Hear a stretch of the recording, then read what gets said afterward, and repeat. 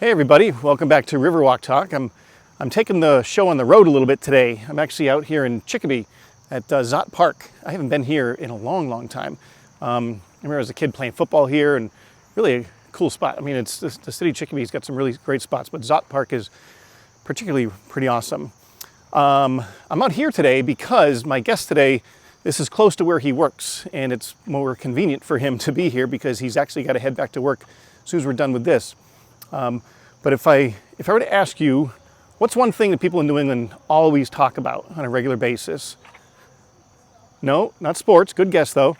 But it's the weather, right? We live in New England. This is a part of the country where it could be 40 degrees when you wake up, and it can get up to 90. And then when you go back to bed, it's down into the 30s. You know, we talk about it all the time. We have sometimes 4 seasons in one day around here. So it's just something that kind of bonds New Englanders a lot in talking about the weather and kind of how it's just kind of, you know, up and down all the time. So I figured it'd be really cool to talk to somebody who kind of does it for a living and really knows intimately about this area. That's Mr. Dan Brown from Western Mass News. That's right. How are you? Doing well. Thanks for having me, by the way. This is great. Yeah. I bumped into him a while ago, and I'm like, hey, I got this little podcast. And he was like, yeah, sure. I'd love to do it. And here we are. And we got a tank behind us. We do. That's kind of cool. Yeah, here at Szot Park. There's a couple tanks. So I'm going to do this. I'm going to get on this side of you. Okay. I don't know why. It just feels easy. It's just, you know, everybody has a side. Sure. I guess this is my side. So I was just kind of saying at the top of the show, like in New England, there's one thing that we all do. We talk about the weather. Yep. And I think every day there's somebody, I'm like, oh my God, it's beautiful today. Or, hey, it's going to be rain this week, kind of a thing. Right? Yeah, there's always something around here. So, I mean, case in point, tornadoes in Central Mass on last week. Yeah. Or in, last Holden. Week. Yeah. Was that a confirmed tornado? There were 5 EF1s that were confirmed in Central Mass. I think 4 were in Worcester County and 1 was in Middlesex County. But I was actually following you because through social media, you were kind of giving updates all the time. There's a lot of amateur meteorologists out there as well too. That and they do a great job. Yeah. Yeah, no, absolutely. Yeah, there's lots more avenues and ways you can get your weather. There's no doubt about that. Sure. Right. All right, so what we're going to do, we're going to walk. Let's start walking, Dan. Yeah. We're going to walk, like you say, we're over here at Szot Park. We're going to kind of walk the walkway here. Yeah. We are running a little bit late in the day because, as I just mentioned, you're literally working right now. That's right. We just got off the set. Yep. And here we are at Szot Park. It's the station is only less than a mile away. So, yeah. So thanks for coming out here to do it, though. No, thank you for agreeing to do it. You know, it's funny. I don't know if you remember the movie LA Story back in the day. I know of it. Yes. So there's Steve Martin plays a weather man. I don't know if he's really a meteorologist. Isn't there a quote like "weather will change your life twice" or something like that? Something like that. Yeah, exactly. But I remember in that movie, because it's LA and apparently the weather never changes, he would like pre-record on a Monday the weather for the whole week and be good to go. And then, but it was always just so funny that but around here in New England, it's such a different beast. But before we kind of except for September, maybe this week we could have done that. But you're right. Absolutely. Yeah. This week has been like today. It hit like 80 today or something like that, didn't it? Yeah, that's right. 78 was the high. But yeah, I say that. But yet we had the tornado Sunday. So around here, it's weather's always changing. You never know what you're going to get. So before we kind of get into like all that, I'm really curious about that stuff. But how does a person? What was the spark for you that kind of really got you into sort of meteorology? Well, I always say it was a blizzard of 78 because the blizzard of 78, I was 4.5 going on 5. Yeah. But I say it was a blizzard of 78, but in reality, I remember being excited for that storm. That's my first remembrance of weather before it even happened. Yeah. So I just always liked the weather for whatever reason. So I say it was a blizzard of 78, but I still have memories of watching the weather, Harvey Leonard, before that storm even started going. Yeah. So I don't know. I just can't explain it. I've always loved the weather. And I find that a lot of folks that are into meteorology or into weather, that seems to be the case. It's usually been something that they just always loved since they were young. Sure. There's kind of like a moment that kind of like clicked it. I do think, I mean, especially in New England here, there's a lot of people that just are really focused on, all right, what's coming up next? What's the weekend going to be like? Oh, there's a big storm down by Cuba. Is it going to come up here? Right. We constantly kind of have that thing going on. Yeah, and especially since in Western Mass, since the tornado that came through in 2011. Yeah. I think before that, it was, if you mentioned the word tornado, it was almost like a joke. Yeah, right. Like, oh, we're not going to get a tornado. Not around here. And then, with the EF3 coming through the June 1st, 2011, ever since then, now it's the opposite. It's almost like even if you mention a spin-up or a tornado, it's almost, with good reason right after that. But so I think weather has been certainly that, and just social media, it's on people's minds more as well. Sure. So where are you from, born, raised? How did you end up out here? I'm from Lynn, Mass. Okay. Just north of Boston. Everyone knows Lynn, the city of sin. Absolutely. For some reason, right? Yeah, there's a good reason for it. So I grew up in Lynn. I went to Salem State for my undergrad, and then I went to Mississippi State, which was a big change. Yeah. For my master's and focused on meteorology there. And when you're in a school like that, when you're going for meteorology, that particular school at the time was the only school that offered the broadcast with it. Okay. Meteorology and broadcast. Now they all do, but at the time I'm like, I'm not one for talking in front of the camera, and I need all the help I can get. I don't want to just go to school, have the degree, and sure. Now what? Yeah. So I went to Mississippi State, and then once you get down there and you start learning meteorology and you put your tapes together. At the time they were tapes, you literally mail them out. Yeah. Now of course you just send an email. Yeah.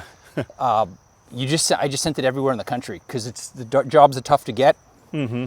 And my first job was in Binghamton, New York. Okay, well at least you're coming back up north at that That's point. Right. Yeah. And that was part-time weekends, making $8 an hour. Oh my gosh, really? Yeah. Oh, and that was so I graduated in May. I didn't get that job till November. Okay. So some of the kids down there, as soon as they were getting like 8, 9, 10 offers. Really? Yeah, there were 3 groups. You either had it, the ones that were getting all the offers. Either you didn't have it, and there was really no chance you were going to have it in terms of camera presence. And then there was most of us that were in the middle. Okay. You just kind of send them out, and maybe you'll get an offer or two. Throw everything against the wall, see what sticks. So you mentioned you weren't really the guy that was interested in talking on camera. So if you were that person back then, what was the spark to be like, well, I want to get on camera? Well, I didn't. I guess what I would say was I didn't like speaking in front of crowds. Okay. But I loved the weather, and I loved the thought of doing the weather on TV. Okay. But obviously, if you're going to do weather on TV, you better get used to speaking in front of crowds pretty quick. Yeah. So that's why I was like, okay, this program offers that as well. So, it was scary at first. That was the most.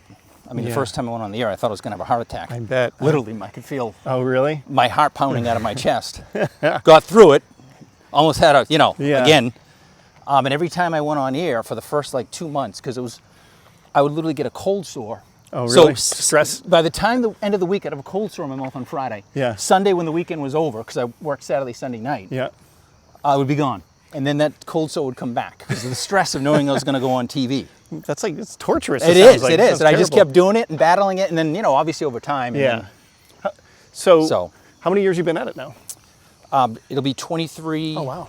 at Western Mass News. And I did 1 year in Binghamton, New York. Okay. Oh, wow. All right. So you graduate, you're working in New York at that time. Like you said, you kind of got the jitters, but you're kind of honing in your craft to a certain extent. How is it for a meteorologist? People say weathermen or weather people, but you're a meteorologist, you're a trained professional. How is it where you kind of look around? Because I know I talked to Rich Teddemer a while ago, and this market here, people are always kind of like, they come here, they kind of work on the craft, then they usually go to a bigger market or something like that. Right. Were you kind of open to going anywhere in the country? Like, hey, whoever's gonna my next opportunity, I'll go to wherever it is. Or were you constantly thinking about getting back to Massachusetts? Well, I was. The hope was always to be a meteorologist in Boston. Growing up in Boston, that was always the hope. But once you realize that, and I knew this all along, the jobs are very difficult to get. Yeah. So the fact that I landed something in Springfield coming out of Binghamton was like that was great. Yeah. That would be the next step. Binghamton, then Springfield, and I would commute from Lynn to Binghamton, and of course you go by the Pike. Yeah. And I remember thinking, if I could only have a job in Springfield, wow, this would be so close. And yeah, it's a halfway, cut your commute in half. Wow. Exactly. So you were living, were you still with your folks at the time? I was. What I would do is I lived in Binghamton on the weekends. A lot of us, we were young, and a lot of us had the same idea in terms of, not making a lot of money and looking to go elsewhere. And it was fun. It was fun. So we had a place where I just stayed with a couple of roommates. Okay. So I'd drive there Saturday morning, go on the air Saturday night, stay over Saturday night, go on the air Sunday, stay over Sunday night, and then Monday morning I'd drive back to Lynn. Yeah. And I would substitute teach. I was going to say, what else were you doing to support yourself? Because I'm sure you got school bills and stuff like that at that time. Yeah. So I was only really breaking even, but I was living at home during that, during the week. Yeah. And the rent was dirt cheap in Binghamton. We were splitting it 3, and it was a small, Yeah. It was just for a couple of nights. Okay. So while I'm doing that, I'm sending out tapes. Yeah. Because I'm thinking, okay, I'm getting better. In reality, you think you're getting better fast. It's like when you have a bad show, it's not that bad. And when you have a good show, it's not as much of a difference than you think. So, Sure. I'm still not getting offers. So, I'm sending stuff out, but it's still very difficult. Yeah, interesting. Were you kind of? You said you had some roommates. Were you guys all in this business? Were they all just doing other things? Yeah, one was a sports good friend. Okay. Yep, he did sports, and like a director and behind the scenes type. And a couple of them were from the Binghamton area. Okay. Oh, And so I commuted from Boston basically, and the weekend anchor at the time, similar, just worked Saturday, Sunday. Yeah. Was commuting from the DC area. Okay. So you guys are kind of all like Same literally boat. starving news people at the time, just kind of getting yourself through it. Right. Yep. So, all right, you said you're there for a year. How does Western Mass News come up? Was it Western Mass News at the time, or was it still Channel 40 at the time? At the time, I think it was, my goodness, I think it was just 40 News or News 40. News 40. That Yeah. sounds familiar. Yeah. And then it was ABC 40. But so I ended up getting fired from Binghamton. I didn't even get another job. I got fired from Binghamton. Okay. Well, Yeah. let's get into weeds on that. Yeah, wanna well, know I more got about laid that. off. I got laid off. They were Okay. doing this thing where, so the station that I worked at in Binghamton, there were a lot of, the same ownership group had a lot of stations in New York. And they decided they were going to do what they refer to as like a weather wheel or something. Mm-hmm. So they did, I think it was out of Syracuse, basically all the weather for all the stations in Syracuse. Yeah. And they had like 4 meteorologists do it. So they laid off a lot of their meteorologists Oh, okay. at that time. Okay. And it's funny because a week before that, I had just been offered the morning position to work in Binghamton, or a couple weeks before that. And I'm like, okay, great. I'm thinking, all right, this will be my first full time. I'll just stay in Binghamton. And then then I get pulled in, and I'm thinking I'm going to get, here we go, I'm going to get the offer. And they're like, well, not exactly. And on top of that, you don't have a job. You're getting cut from the team. Yeah. I was hoping you were going to have a story like, I got into my manager and I was like, take this job and shove it. Yeah. I'm going to Springfield kind of a thing. But all right, not as exciting. So there was a couple months, but then I got the job in Springfield. Yeah. So obviously, Sending out, you sent out your tapes. Yeah. They reach out to you. They're like, do you have to audition, or they just kind of bring you in and then try you out? How does that work? Well, they see your tape and they see your resume, and then I did have to audition. Okay. Yeah. And I remember when I came in to audition, it was around this time because I started September 30th of 2002. I did an audition in front of the green screen, the weather maps. Yeah. I didn't make the maps. The maps are all made for me. And I noticed on the 5-day there was this big E. The big E. That's, a symbol of the big E on the 5-day. But to me, it was just a letter E. Yeah. And I asked the meteorologist at the time, Jason Russell, who was the morning meteorologist, what does the E stand for? Yeah. Because I didn't even hear of the big E till I moved out here. Okay. And I think now it's different. But I'm like 25 years ago, I don't think it was quite as popular. Maybe. I don't know. Or maybe I was just out. It's always been a pretty big deal. I've lived here my whole life, and the Yeah. Big E's always been a pretty big thing. Yeah. That's interesting. That's a funny story. So you're still a young guy. How old are you at this point? You must be in your 26, something like that? Yeah, I was 25? 20. No, I was older. I went back to Mississippi State, so maybe 28. yeah. 28. Oh, Yeah, okay. 20. Okay. Yep. So now you're kind of getting. So take me through a meteorologist's day. So your shift is like what, like a 1? Well, no, you work till 11. Wait, you work till midnight actually, probably close to it. Yeah, So- 11:30. 11:30. So I did mornings for 13 years. Okay. So I've been on the evenings now for 3 months. But my day now is I go in at 2:30 because you put together the forecast, you update the web, you got to do social media stuff, build the graphics and that kind of stuff. Yeah. So 2:30 we go on the air at 4. But we do some tapings and some online recordings as well between 3:30 and 4. So then from 4 to 6:30 we're doing the news and we're doing weathercasts, and updating the web and just doing all the social stuff as well. Okay. And then basically I'll leave about 6:30. I get off the air, and then I'm, assuming there's no severe weather or something like that, I'm free to You can get a dinner break. dinner break. Yeah. But we have the 10 o'clock news, 11 o'clock news. So, I'll make my way back and get ready for that. Sure. So on a week like this, where it's just kind of, it's beautiful, it's gorgeous out. Yeah. And you're gonna get on and be like, it's beautiful, it's gorgeous out. And what else do you want me to say? Like, how do you make it, I guess, interesting, exciting, or do you have to kind of work on that? Sometimes it's tough, but like, for example, you'll talk about the tropics, or you'll talk about more national stuff. Okay. But normally you'd like to focus on local, because, people can get national. That's what we are, we're local. So. Yes. But like, for example, I talked about, even the tropics are quiet, though, for this time of year. Usually the tropics would be busy in September, but it's quiet. So just try to mix that up as much as time. And sometimes when it's like this, I won't get quite as much time for weather, especially when there's a lot of news today. So Oh, that's interesting. it works out one way or the other. Yeah, because obviously if there's a big storm coming in, that is the news, right? I Yeah. mean, that's what people are going to be focusing on. But like, for example, at 8 o'clock, we have CTV, which is it's a 10-minute weather segment that I do that it's for social, on not on TV, but online type stuff. And I'll put together a 10-minute weather, but it's really not that hard to do. Just load up graphics and take a look at other parts of the country. And usually it's me trying to get more time than trying to fill the time. Yeah, okay, that's interesting. So, again, I don't know much other than just watching you and everybody else on TV, but there are several different models out there that, so when that tornado was kind of coming through, and you're probably like literally every 10 minutes, like, okay, where are we now? What do I put out there?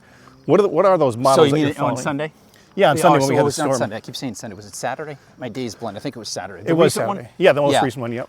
Well, that was interesting because I would say it was Saturday. On Thursday, it looked like, okay, we might get some thunderstorms. On Friday, it was like, okay, we might get some thunderstorms and it's going to be, there's a slim chance of a spin up or, a tornado. And then it wasn't really till Saturday morning that it looking at the models like it looked like, okay, this could be something. So that's when we actually had double coverage come in. The weekend meteorologist, Stephen Sullivan, was there, and then Liam Murphy went in. Okay. And it's one of those things where I just wish I went in, because we discussed who's going to go in, and Liam's like, well, I'm not doing anything today. I'll go in just in case. Yeah. Just in case because you don't want one person if there's a tornado. Sure. You go wall-to-wall coverage. Yeah, right. But, so I was actually in Eastern Mass by the time this actually started happening. Okay. So I'm on my phone trying to tweet out, Facebook out, and just working from my phone basically, but not actually on air. Okay. So I think if I had known it was going to be like that, I would have stayed. Sure.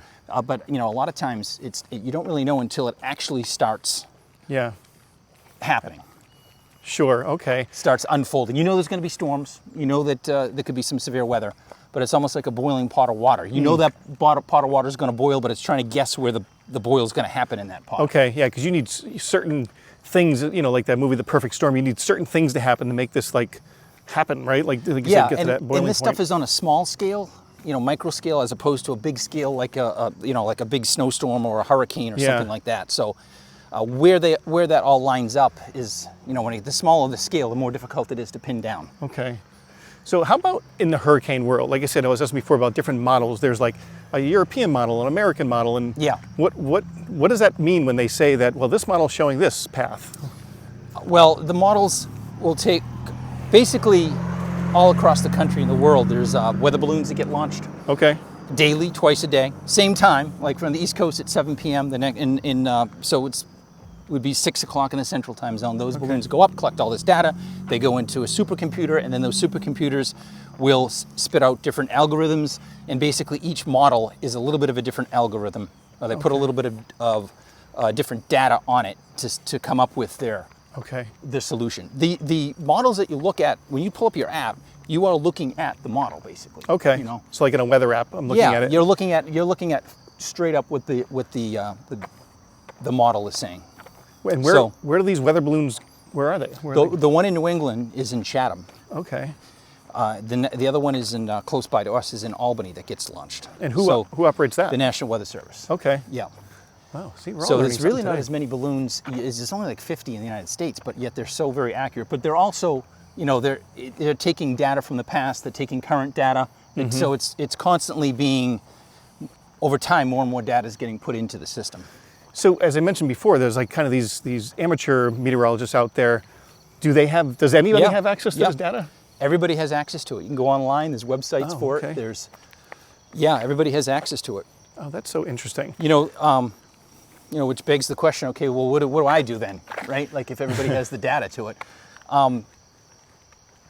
It's almost like, if you, like back in the old, if there's a pharmacist, for example, I don't think a pharmacist is out back in the pharmacy, like putting together the potions. They're there for insight, like knowing the medication, answering questions, I think, right? I think that's how it works. So it's kind of like that. Like, we're not back there with equations and, like back in the day, like they used to have to do. Right. So, and a lot of times too, if you look at your app, there's no insight involved. It's like, it's going to rain. 7 o'clock, it's going to rain. Yeah. Or like, it's going to be sunny. But you have no idea that just offshore, there's like a snowstorm sitting offshore, Yeah. your app just says, "Oh, sunny," because the app is very like black and white. Okay. Yeah. That makes perfect sense. But I mean, to your, like, what do you do? I think, I hate to say it, but I don't really watch local news much Yeah. anymore, just because it's coming to me all the time. Yep.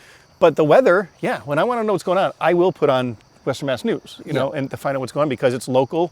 Yeah, I can look at my app and be like, oh, it's going to rain, but I'm like, okay, I want to see what Dan Brown's going to say about this upcoming event that might be happening. Yeah. So you guys are probably the big draw for local news. And I think what saves local news really is the fact that people want to know weather, and people are more, even though they can get weather in more ways now, they're more hyper about weather. Yeah. Especially now that with social media, you can say 20 years ago, you couldn't see a tornado ripping through the middle part of the nation. Now people actually have video of that, and they're like there's almost like hysteria a little bit. Yeah. So it drives people to watch the weather. If there's a snowstorm coming, people want to get as many numbers from as many in terms of inches of snow from as many people as they can. Yeah. So in a way, although sometimes you can create headaches with overhype of the weather, it also drives people to watch the weather. Right. From all platforms. Do you, when you're in this business like this, you kind of become a bit of a local celebrity. You're probably recognized quite a bit. Yeah. Is that a weird? I'll say, no, it's good. I would say it's in just enough. It's just enough where it's fun. Okay, let's go over here. And I like it. I think it's great. Yeah. I think I first met you, I don't know. I know where it was. You're a runner. You're a pretty hardcore runner. Yep. So you run in different clubs, and there's a club in Ludlow, the Red Bridge Running Club. The Red Bridge Run Club. Yep. And I was running in it until I had some knee issues, so I'm not running in it right now anyways. Maybe, who knows? So you were running in it before I started? Probably, I think, yeah. right? I was, when the two people that started it, Terry. Ryan and Teresa. Yeah, exactly. Yep, exactly. They started it, and I go to the Iron Duke because that's kind of where they meet afterwards.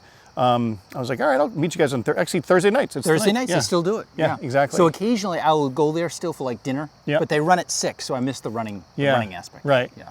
So but I should plug, before I go any further, I should plug that they're having a 10K. That's right. No, I'm sorry. 5K at Iron Duke. Of course, it's not called Iron Duke anymore. Yeah, right? Soul Syndicate. Soul Syndicate. Yes, on the 25th of October. It's at 11 a.m. So, but anyway, that's going to be a great race. Yeah.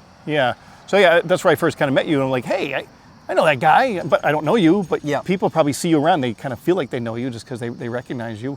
What is, like you said, it's kind of a cool little thing. But what does that? What do people say? How do they treat you? No, they're all. Most. I would say. I don't want to say all people, but most people are nice. Yeah. They'll come up with, they'll say, well, how's the weather? Or, that's always a weird question because, like, are you really asking, or are you just, are you just asking just to say hi? Or the only time I will say there are times where you don't wish you get recognized. And of course, when that happens, you're going to get recognized, right? Like I remember once I went to give blood, or a blood test early in the morning. You got to get there like you got to fast. 8 in the morning. You have to fast. You got to get there early. So I'm thinking, okay, I'm going to get there early. I roll out of bed. I walk in, and I'm literally walk in, and it's packed. Yeah. And everybody looks at the guy walking in the door, and I'm like, and I'm looking around. I'm like, oh God, just please, just. And of course, this is where you meet. Hey, Dan Brown. So that was I'm like, because then everybody's head goes up and they look, and I'm looking like a mess, but I rolled out of bed. And now you got to tell the weather to everybody in person that. But no, it's great. It's fun. I mean, it's. I can't. You get some emails or stuff on Facebook in terms of, and sometimes it's valid. Like you said, 10 inches of snow, we got 3. What happened? Okay, that type of stuff. Do really people kind of push back like that sometimes? Yeah. A little bit, especially now. They see you as the app. They'll just say it was supposed to snow. They don't care that you may have forecasted something else. It's kind of like you're just all one. Right. So there's a little bit of that. But if the forecast isn't right and it didn't work out or whatever, then it's fine. Sure. It's fair game. I think certainly in New England, when there's a big storm coming, I do anyways, I get kind of excited. I'm like, yeah, man, bring it on. Let's bring the foot of snow on kind of thing. And then when you look out, it's like, I got 3 inches. It's like disappointing. I got to go to work, man. I thought I was going to get called off from work today. Yeah. It's a little bit of a bummer. And there is a little bit of we will never forecast more than if I think there's going to be 3 inches, I'm forecasting 3 inches. I'm not saying, because some people will say this too, you overhype it, you said that because the grocery stores, to make money for the grocery stores, It's like the grocery stores are going to be, first of all, they're going to be busy that day, but they're going to have no business the day of the storm. So they don't really they break even either way. So that's, just a silly little thing. But yeah, no, we forecast what we forecast. Now, sometimes the news aspect may try to, big storm coming tomorrow. Will the school be closed? Let's check in with Dan with the forecast. And then I'll say 1 to 3 inches of snow. Yeah. But leading into it, you would have thought, Yeah, the hype. Yeah. They gotta get the eyes on the screen, right? They gotta do that. So you mentioned social media before, and are you finding from the transition that we've kind of gotten from traditional television or media to kind of this stuff now, that you're getting more hits? Are you getting more hits like on social media versus like traditional news? Are you guys able to track who's watching regular news? I think in general, I think Western Mass News is actually doing pretty good in the atmosphere that we're in. But I think over time, like in the last 20 years, it's the ratings were here for everybody. Now they're down here for everybody in general. Right. So you just try to keep up with the times and keep with the social, and they try to make revenue as many ways they can, whether it's on TV or social or whatever. Yeah, right, exactly. But it's definitely interesting times. I remember when I started this business, the talk was, I don't know if you want to get in it because what's going to happen, with the internet, and then I lose my first job in Binghamton because of exactly what they're saying. Oh, really? Okay. But here we are 23 or 4 years later, and so knock on wood. Yeah. So you never know. So we know you're a runner outside of work. What else does Dan Brown do to relax and get away from? Well, I go out east a lot. My girlfriend lives in Eastern Mass. And Okay. my mother, my mother's in Eastern Mass still too. So in Lynn. So I'll go out east a lot on the weekends, at least more so the last maybe couple of years, with my mother being older and that kind of stuff. Yeah. But basically running, the weather, whether I'm working or not working. Okay. We'll go out to eat dinner and things of that nature, and vacation sometimes. Yeah. Cape or Gloucester. Okay. Yeah. So you said the weather's still still kind of a passion. Like you still kind of wake up excited about. I would say so. I mean, sometimes like on a day, if I'm especially when I work the morning shift, it was like the 15th time doing the weather because there's a lot more weather in the morning. In terms of the show's longer, it's on for 9 hours. I might get like but a day off and I'm already looking at the models or seeing what's coming up next and meteorologically speaking, or what the weather's going to be. So it's always been kind of part of my life, one way or another. The schooling for it. So you have a master's in meteorology? Is that what it is? I have a master's in geoscience with a concentration in meteorology. But you only need an undergrad. Okay. Yeah, you only need a 4-year degree for meteorology. And there are plenty of meteorologists or plenty of weather people that are on TV that don't necessarily have a meteorology degree, because at the end of the day, it is TV too. It's just, especially now with computers doing more of the, personally, I don't know how, I wouldn't feel comfortable if I didn't know the weather or didn't know meteorology. Yeah. I wouldn't feel comfortable going on here giving it, but everybody's different. Yeah. Some people use I use TV so I can be a meteorologist. Some people use meteorology or weather so that it can be on TV. Right. So it just depends on. I think David Letterman started off as a weather person. I don't think he has a degree in anything like that. No, you're right. So he was kind of using. They were like, "Hell, he's funny. He's good on TV. Let's have him do the weekends." Yeah. And so he basically used weather to get into the business. Right. And in certain markets, like in LA, for example, to your point, the weather's the same every. So certain markets, it's more compatible for just a face. I would imagine like New England is probably one of the more challenging parts of the country. Maybe not. Maybe the Dakotas, things like that. But it's gotta be because you got everything out here, right? Yeah, I would say it's probably one of the most challenging. Knock on wood. I wouldn't. It's not maybe the deadliest, right? Like in the middle part of the country, Oklahoma, some of these. My son lives in Missouri. Yeah. They are hardcore meteorologists because you can't be fooling around. Like when tornadoes are going through day after day, they have these possibilities of tornadoes. So tornado alley. So, but definitely changing all aspects of the weather here in New England. Yeah, for sure. Yeah, and like I said at the top of the show, it's a conversational piece almost every single day. If it's coming, we're talking about it. If it's beautiful, we're talking about it. If it's a drought, we're talking about it. All that stuff. It's all encompassing. Yeah, and my favorite aspect of the weather is snowstorms. Yeah. Snowstorms are hurricanes. I like the storms that start, they track. You're tweaking it as it gets closer to it. So that's my love has always been snowstorms. Now, as I gotten older, I love the snowstorms, but then it's like, okay, can it melt, please? Can we get rid of it? Yeah. So I like a nice snowstorm on like April 2nd. Yeah. You get excited for the snowstorm, you get 2 feet of snow, and then it's gone. It melts. It Yeah. melts right away. Yeah, right. So with that, snowstorms and everything, that's kind of like, big as far as like in your life. Everybody does that. Do you, when you look towards retirement, do you plan on staying in this area? Do you think you'll go someplace warmer climate? I would definitely stay in Massachusetts. Yeah. I mean, whether it's Western Mass or Eastern Mass, or the way I see it now, especially. I mean, as much as the winters can get draggy, maybe take vacations in the winter or something like that. I think I'd miss like moving to Florida or something like that. Yeah. I'd miss the snowstorms, and especially this time of year, September and October. I mean, this is the time of the year to be here. So now that you know what the Big E is, yes, and you're much more familiar with it, you guys broadcast from there a lot, don't you? Yeah, well, I think we're going to be doing 4 or 5 days. In fact, we're going to be there the first day of the Big E, and then a couple days the second week, and I think 5 days. Yeah. As opposed to, I think a couple of years we've been there every day. So I think it'll just be like 4 or 5 days. But I think that's good. It's enough. And a lot of noon shows will be done from the Big E as well. Weather especially. So when you work the morning shift, what time do you start for that? I used to get up at 2:30. Oh, that's awful. I know it. I did it for 13 years. And I'm thinking to myself, when I was going nights, I'm like, oh, I don't know if I'm going to get used to it. It took me like a week to get used to it. I'm like, after a week, it's like, oh my, 2:30. How did and I took a nap too.